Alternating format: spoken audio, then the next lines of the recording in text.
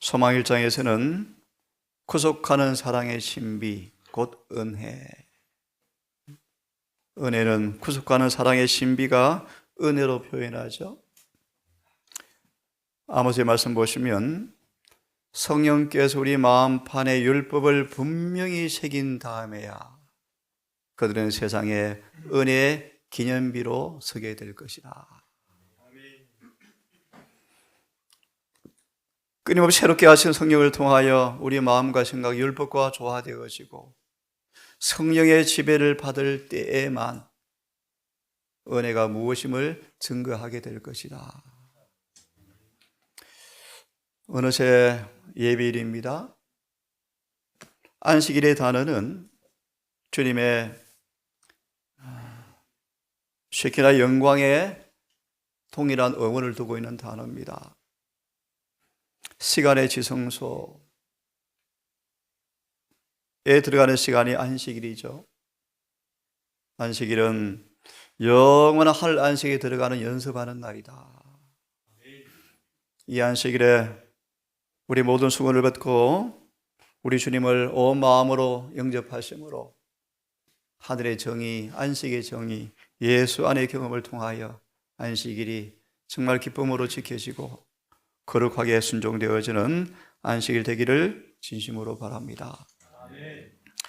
예수께서 또 일러 가라사대 나는 세상의 빛이니 나를 따르는 자는 어둠에 다니지 아니하리라. 어둠에 빛이 비치고 있었습니다. 오늘 보겠지만 30년간 비치고 있었습니다. 그런데 어둠이 깨닫지 못하더라.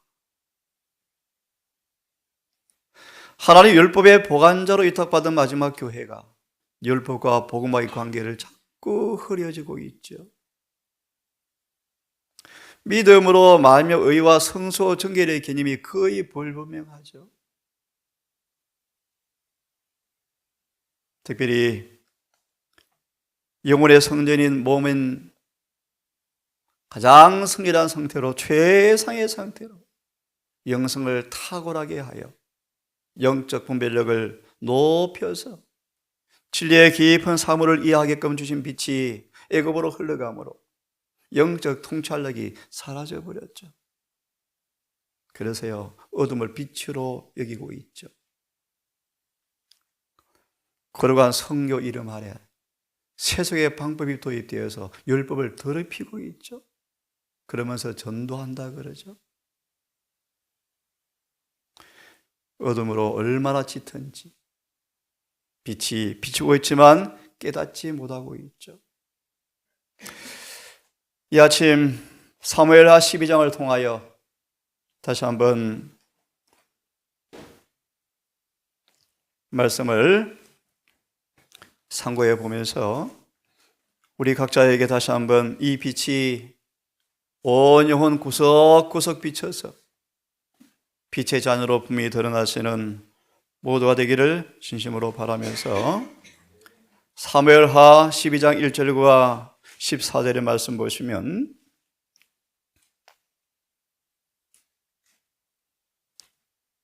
마음이 합한 자였던 다윗이 그 빛이 변하여 어둠이 얼마나 짙은지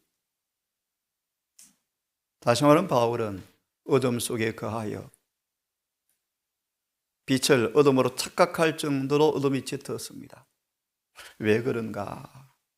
특별히 14절만 보겠습니다. 이 일로 인하여 여호와의 원수로 크게 회방할 거리를 얻게 하였으니 모세가 한 말이었죠. 모세도 이런 말을 했죠. 너희로 인하여 그렇죠?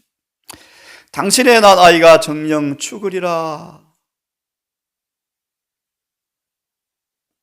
12장 1절 14절에 증언을 좀 보겠습니다. 다윗은 죄를 깨달았기 때문에 구원에 이른 것입니다.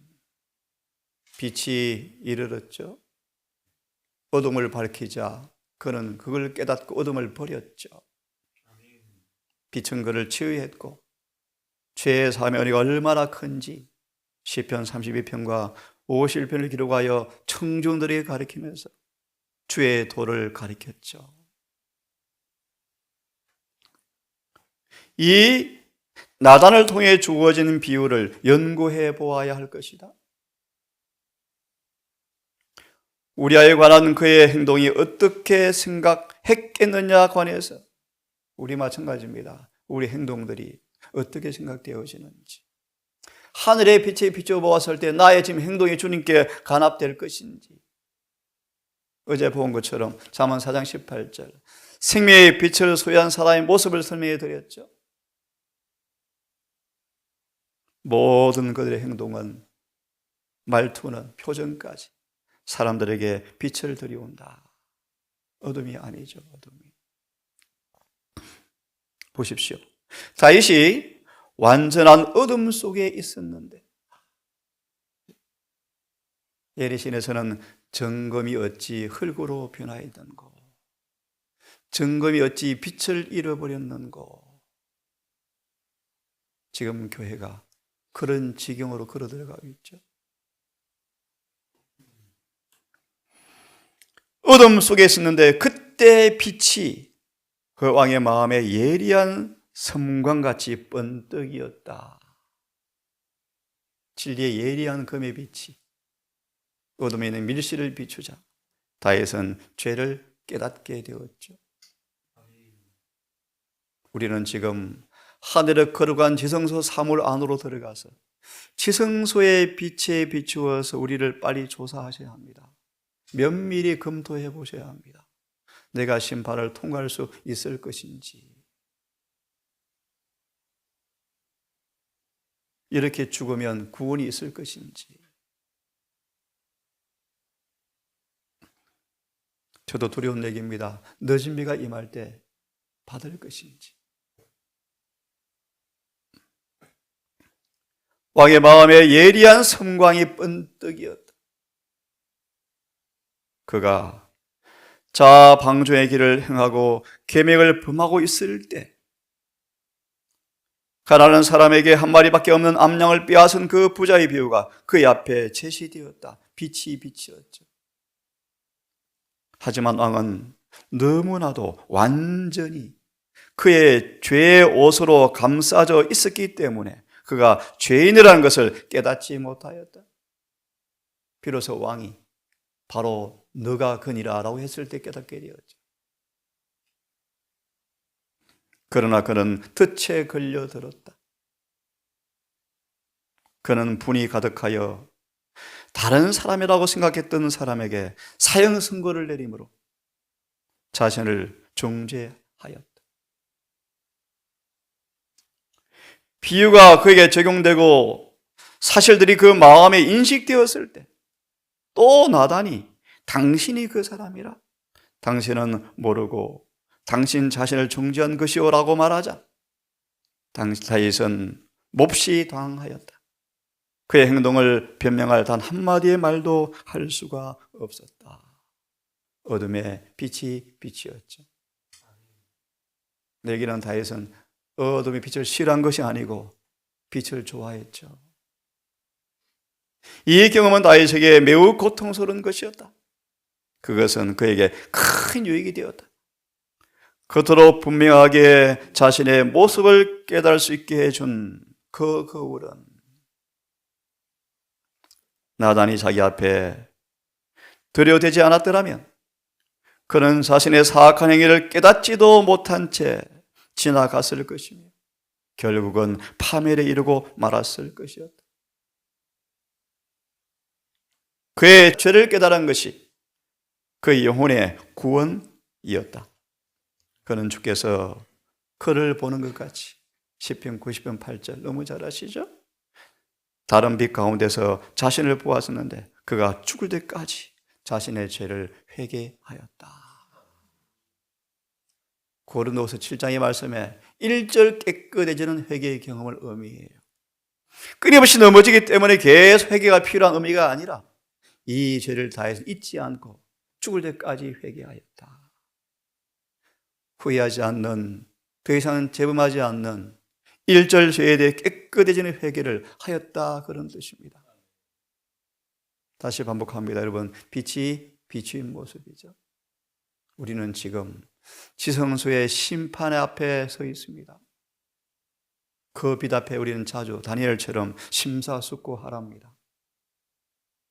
아직 회개하지 못한 죄가 있는지, 아직 고침받지 못한 죄가 남아있는지, 어떤 결함과 결점이 남아있는지, 그래서 의가 입혀지고 있는지 입혀졌는지 자문해 보아야 합니다. 시대의 소망 508페이지를 좀 보겠습니다.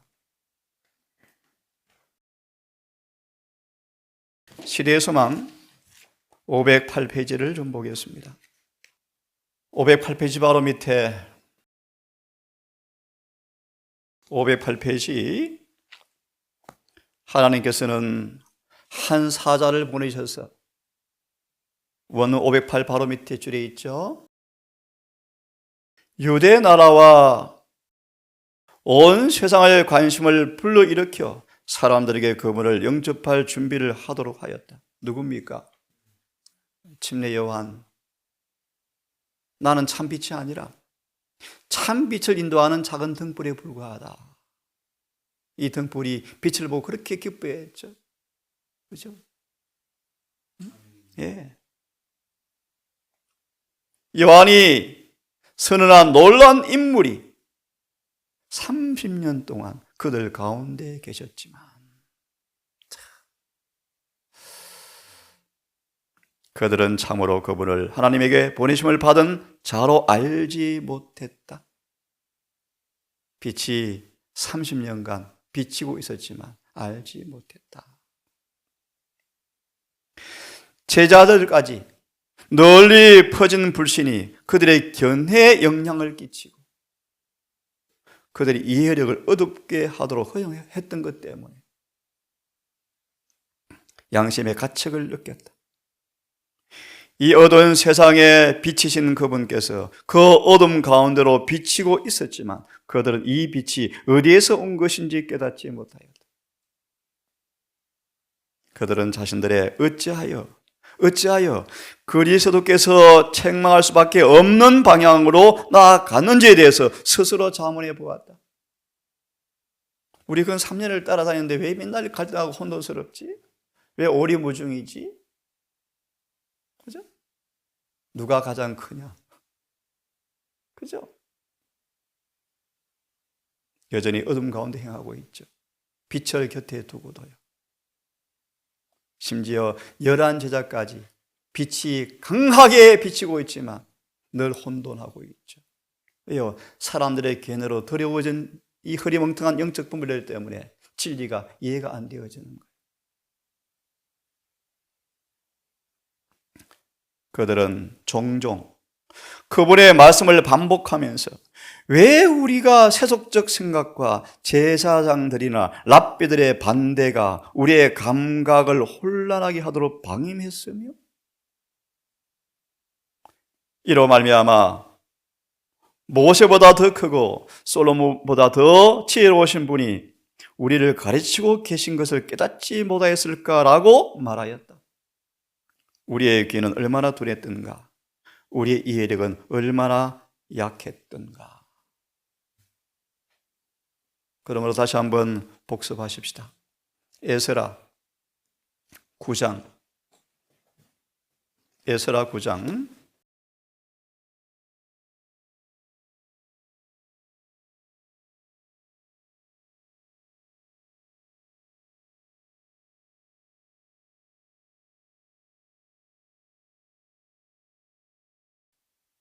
10장으로 넘어가서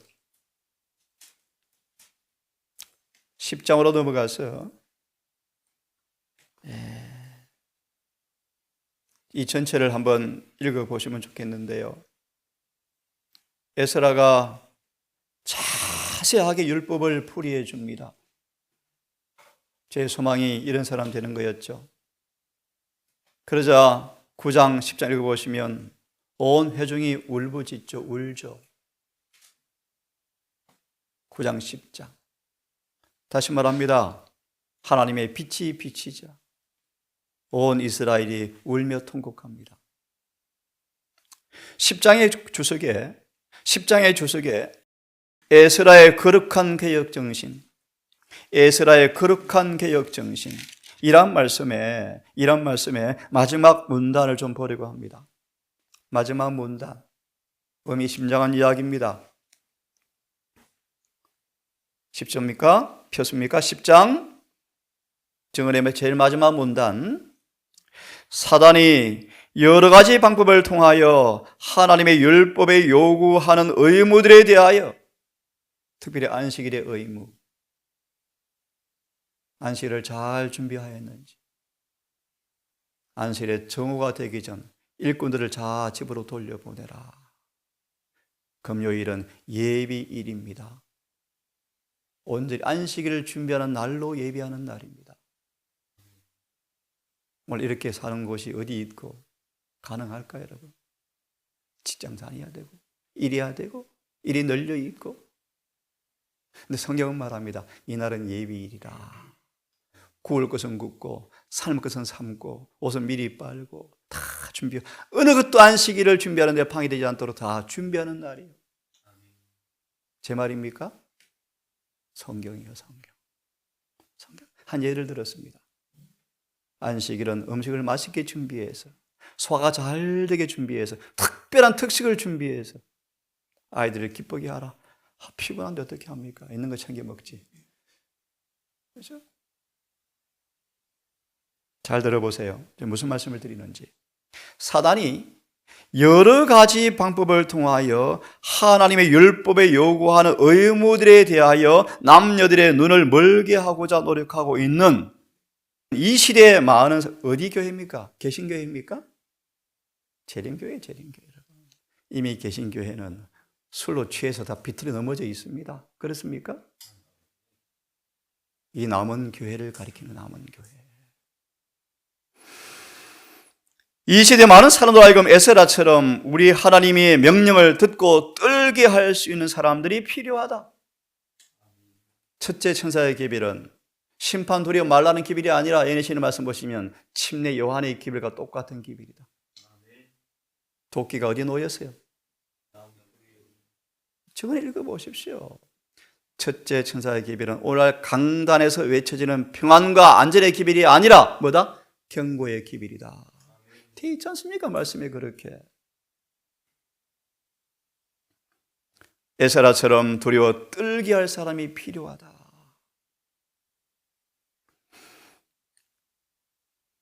범죄자로 하여금 크신 입법자에게로 향하도록 하고 그들에게 이와 율법은 완전하여 영혼을 소성케 한다, 회개시킨다 라는 사실을 경험하게 가르칠 남녀 참 개혁자가 필요하다. 그러려면 그렇게 살아야 되고, 맞나요? 그래야 가르치죠. 성경에 능한 사람, 그들의 모든 말과 행동이 여호와의 법도를 높이는 사람, 믿음을 굳게 하고자 노력하는 사람이 필요하다. 마음을 성경에 대한 경의와 사랑으로 감동시킬 설교, 교사가 매우 필요하다. 새벽에도 그런 기도했잖아요. 하나님, 이 교회를 기억하셔서 성교로 가는 모든 영혼들 앞에 성령의 기름 부음을 통하여 이 시대에 참 기별을 전할 수 있도록 그들에게 은혜를 베풀어 달라고 매일 저는 기도합니다. 네, 여러분, 여호수아 말씀처럼 온 땅에 있는 지파들을 통하여 그 땅이 접속돼야 빨리 예수님 오시죠. 동산이 아무리 날고 긴들 어떻게 복음 사업을 끝내겠습니까? 속히 깨어서 성령에 부응하는 군대가 함께 준비되기를 진심으로 바랍니다. 이사야 50장을 좀 펴시기 바랍니다. 우리 다음 주부터는 히브리서를 강의하기 때문에 생명의 빛이 만큼 하고 다음 마치고 난 다음 하기로 하고요. 오늘은 이런 말씀으로 좀 시간을 보내겠습니다. 이사야 50장 10절과 11절. 왜 어둠이 임했는가? 왜 빛이 비치지만 어둠이 깨닫지 못했는가? 이사야 50장 10절 11절을 보겠습니다. 너희 중에 여호와를 경외하며 그 종의 목소리를 청종하는 자가 누구뇨? 흑암 중에 행하여 빛이 없는 자라도 여호와의 이름을 의뢰하여 자기 하나님께 의지할지어다. 불을 피우고 횃불을 둘러 띈 자여, 너희가 다 너희의 불꽃 가운데로 들어가며 너희의 불꽃 가운데로 들어가며 너희의 피운 횃불 가운데 들어갈지어다. 하나님 빛이 아니죠. 누구의 빛입니까? 너희가 내 손에 얻을 것이 이것이라. 너희가 슬픔 중에 누우리라. 무슨 뜻인가? 50장 11절, 10절 11절. 자신의 횃불이 아니라 하나님의 빛 가운데 행하라. 5장 19, 23절. 어둠을 빛이라, 빛을 어둠이라, 선을 악이라, 악을 선이라. 이렇게까지 얻을 수 있습니까? 이사야 5장의 말씀. 그래서 슬픔 중에 누웠습니까? 예, 70년간 포로로 끌려갔죠. 원수에 의해서 어느 정도 눈이 어두웠던 일이 있는 사람들, 사단의 올무에서 완전히 회복되지 못한 사람들,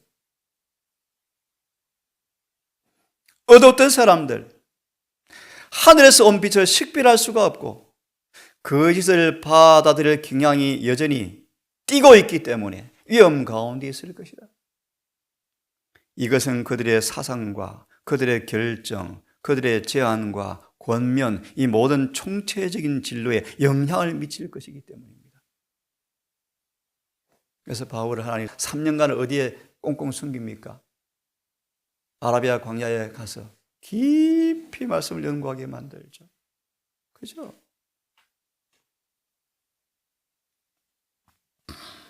보십시다. 하나님이 주신 증거는 그들에게는 증거가 아니다.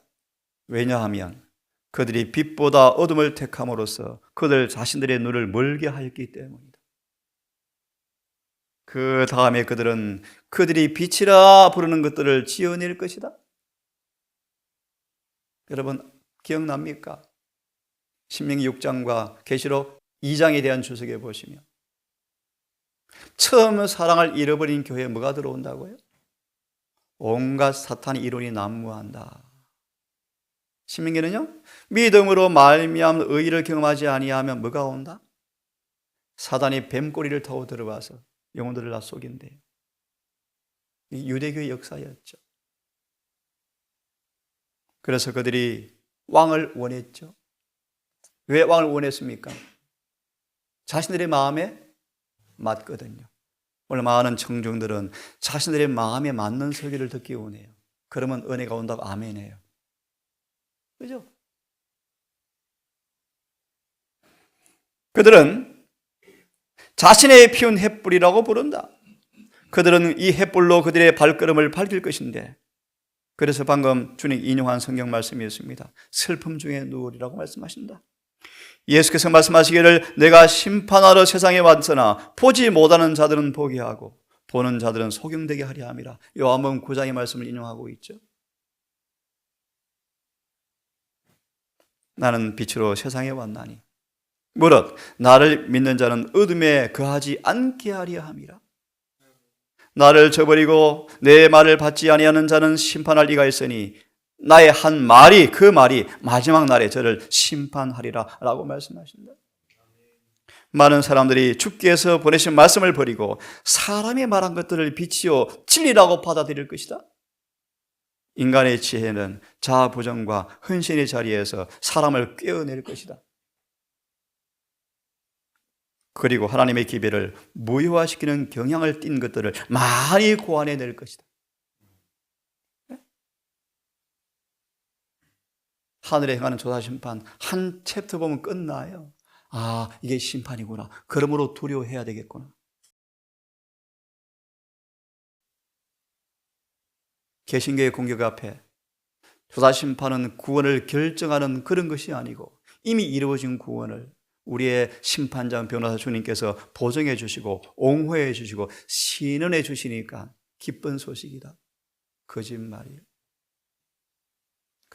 거짓말이에요.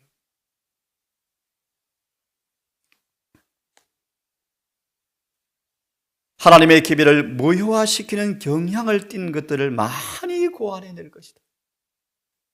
우리들은 하나님과 밀접하게 연결되어 있지 않은 사람들은 안심하고 신뢰할 수가 없다. 비록 하나님의 백성들이 이 시대를 위해서 마땅히 지니고 있어야 할 진리를 입증하는 증거들이 그들 앞에 있을지라도, 쌓여 있을지라도 그들은 사람들의 의견을 받아들이지만 보십시오. 참 목자의 음성은 알아들을 수가 없고, 이 시대를 위해서 진리가 산더미처럼 쌓여 있을지라도 사람들의 의견을 받아들여요. 참 목자의 음성은 알아들을 수가 없고 그들의 감마로 인하여 길을 잃는 사람들이 많이 생긴다. 지금 유튜브에 보시면 심지어 우리 교회에도 유대인들을 자꾸 닮고 싶은 사람들이 있어요. 별로 좋습니다. 여러분, 그들의 결과를 보세요. 우리에게는 예언의 신이 있어요. 예언의 신. 네? 이 빛보다 더 밝은 빛이 어디 있습니까? 이거 연구하기도 바쁠 시간이에요. 다른 거 볼 시간이 여러분 없어요. 이왕 폈으니까 그 밑에 말씀 읽고 마쳐야 되겠습니다. 거짓 예언의 횃불. 사단은 내가 나가서 속이는 영이 되어서 내가 할 수 있다면 이들을 속이고 비평하고 저주하고 거짓 것을 만드는 이가 되게 하리라. 누구? 사단이요.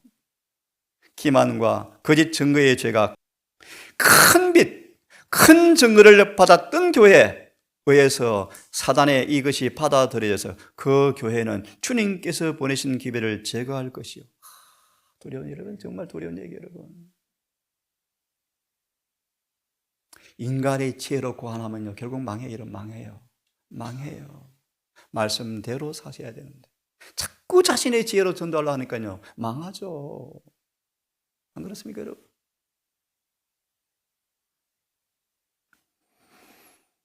지극히 비이성적인 주장과 거짓된 추측과 거짓 이론들을 받아들이게 될 것이다. 어디가요? 개신교회가요? 큰 빛을 가진 이 교회가. 사단은 그들의 미련함을 비웃는데 이는 진리가 무엇인지를 알고 있기. 누가 알고 있습니까? 사단이요. 사단이. 많은 사람들은 사단의 가증한 횃불에서 불을 붙인 것이 거짓 예언의 횃불을 손에 들고 강단에 서게 될 것이다. 어디예요? 장로교회예요. 이곳에. 예니신이 예리합니까? 얼마나 빛이 환합니까? 얼마나 빛이 섬유하고 밝습니까 여러분? 이 빛에 빨리 자신들을 내어 맡기십시오. 부지런히 말씀을 연구하셔서 여러분 빛 가운데 향하여 어둠에 붙잡히지 않기를 간절히 바랍니다. 아버지, 주님께서 떠오르는 태양을 바라보시면서 나는 세상의 빛이라고 말씀하신 말씀이 기억납니다. 온전히 비가 내렸고 안식 예비일 이 새벽 아침 따사로운 햇빛이 점점 빛나 우리 마음에 느껴짐을 감사합니다. 오늘 다윗의 생애를 통하여 또 유대인의 삶의 경험을 통하여 이사야 말씀을 통하여 교훈하신 아버지, 오늘도 어둠이 전혀 없는 빛이신 주님을 모시고 빛 가운데 행하는 하루가 되기를 소망합니다. 이 교회를 기억하셔서 율법과 증거가 높임 받게 하시고 사람의 가라사대가 사라지게 하시고 진리만이 들려지는 단상이 되게 하셔서 교회가 깨어나 부흥하고 함께 더불어 손을 잡고 마지막 사업을 마무리하여 속히 주님의 재림을 맞이하는 우리가 되게 해 주시옵소서. 오늘 안식을 준비하는 모든 발걸음 위에 은혜와 진리가 함께 하셔서 평강 가운데 걸으시다가 안식일을 잘 맞이하여 거룩한 시간 속으로 들어갈 수 있도록 인도해 주시기를 예수님 이름으로 기도합니다.